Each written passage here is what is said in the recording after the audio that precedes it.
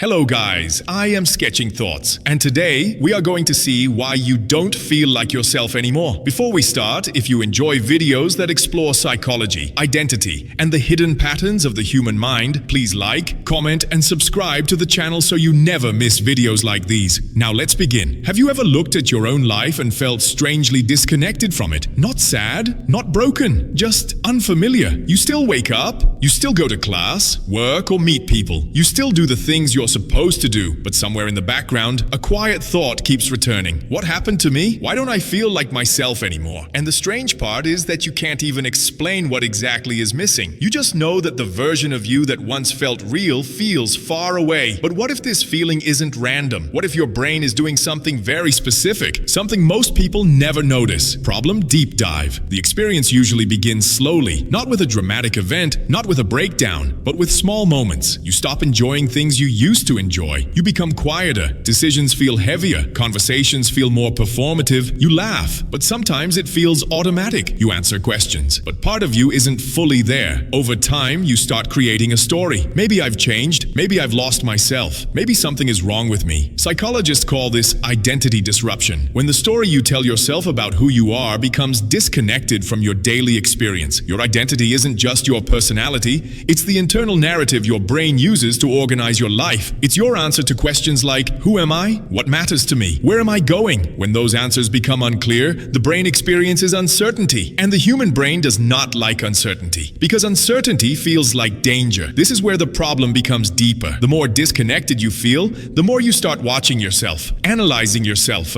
questioning yourself. And ironically, that often pushes you even further away from yourself. But why? Reframe. Here's something important. You are not broken. Most people assume this feeling means something is wrong, but from a psychological perspective, it is often the opposite. Many of the patterns that make you feel disconnected were originally designed to protect you. People adapt. That's what the brain does. If you experienced pressure, rejection, criticism, stress, or major life changes, your mind learns new strategies for survival. The problem is that survival and authenticity are not always the same thing. Sometimes you become so focused on functioning that you stop noticing how you feel. Sometimes you become so focused on being accepted that you stop expressing who you are. And eventually, the mask becomes so familiar that you forget you're wearing one. But the brain doesn't do this to hurt you. It does it to protect you. The real question is, how does this protection slowly turn into disconnection? Psychological mechanism. Imagine a ship crossing the ocean. The ship has a compass. The compass represents your internal sense of self, your values, your preferences, your emotions, your needs. Now imagine thick fog covering the ocean. The compass still exists, but you stop looking at it. Instead, you focus entirely on avoiding storms. This is what often happens psychologically. When stress becomes chronic, the brain shifts resources toward threat detection. Neuroscientists call this survival prioritization. The brain becomes more focused on managing risks than exploring identity. The amygdala becomes more active. Attention narrows. Self-reflection becomes defensive instead of curious. You stop asking, what do I want? And start asking, what should I do? Over time, this creates a gap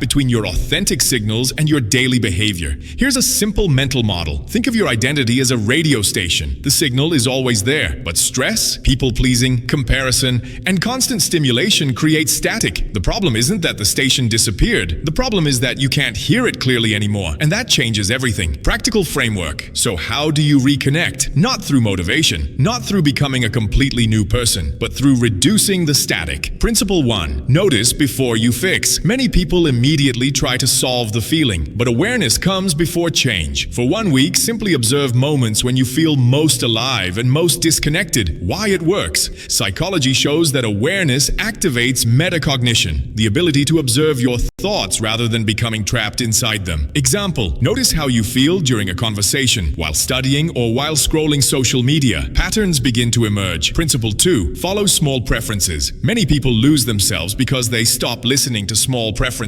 What music do you actually enjoy? What opinions are genuinely yours? What activities give you energy? Why it works. Identity is built through repeated choices. Behavioral psychology shows that actions shape self-perception. Example: instead of asking who you are, start asking what you genuinely prefer. Small choices slowly rebuild identity. Principle 3. Reduce performance mode. Ask yourself, how often am I performing for other people? Humans naturally adapt to social expectations, but excessive people-pleasing disconnects you from internal signals. Why it works. Self-determination motivation theory shows that autonomy is a core psychological need. Example, say what you actually think in a low-risk situation instead of automatically agreeing. Small acts of honesty strengthen self-connection. Principle 4. Create silence. Modern life floods the brain with input, videos, messages, notifications, music, content, constant stimulation. Why it works. When external input decreases, internal awareness increases. The brain begins processing emotions that were previously buried beneath distraction. Example, spend 15 minutes walking without headphones. At first, it feels uncomfortable, then you start hearing your own thoughts again. Principle 5. Build evidence, not inspiration. Most people wait to feel like themselves before acting. Psychologically, it works the other way around. Action creates evidence. Evidence creates identity. Why it works. The brain updates self-beliefs through repeated experiences. Example, if you want to reconnect with your creative side, create something small today. Not because you feel creative, because the action reminds your brain that creativity is still part of you. And if you've made it this far,